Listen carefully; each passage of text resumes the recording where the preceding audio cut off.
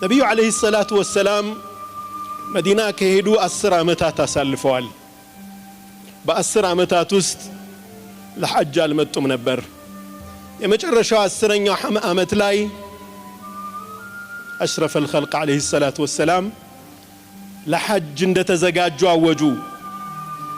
መዲና ውስጥ ያሉ ሙስሊሞች በመዲና ዙሪያ ያሉ የተለያዩ ቀቢላ ሰዎችም ይህንን ሐጅ ተቀላቀሉ። ነብዩ ሰለላሁ ዐለይሂ ወሰለም ከመዲና ተነስተው ጉዟቸውን ወደ መካ ሲያደርጉ በየመንገዱ በርካታ ሰዎች ይቀላቀሏቸው ነበር። መካ ሲደርሱ ቁጥራቸው ወደ 120 ሺህ ተጠግቶ ነበር። خذوا عني مناسككم አሉ። ይሄው እንዴት ሐጅ እንደምትፈጽሙ ከኔ ውሰዱ አሉ። እያንዳንዱን የሐጅ ሥርዓት ያስተምሩ ጀመር። መዲና ላይ እሳቸውን ተክቶ እንዲቀመጥ አቡ ዱጃናን አስቀምጠዋል። ጠዋፍ አደረጉ። የመጀመሪያውን 3 ዙር ሳምሶማ አደረጉ። 4ቱን ዙር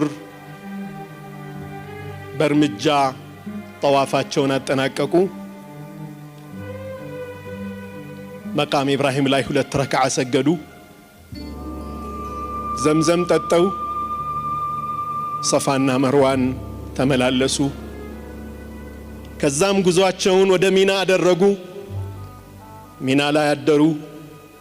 ሚና አድራው 9ኛው ቀን ላይ ወደ አረፋ ሄዱ። ይህንን ሲያደርጉ አብረዋቸው የተከተሏቸው 120 ሺህ የሚጠጉ ሰሃቦችን በዝና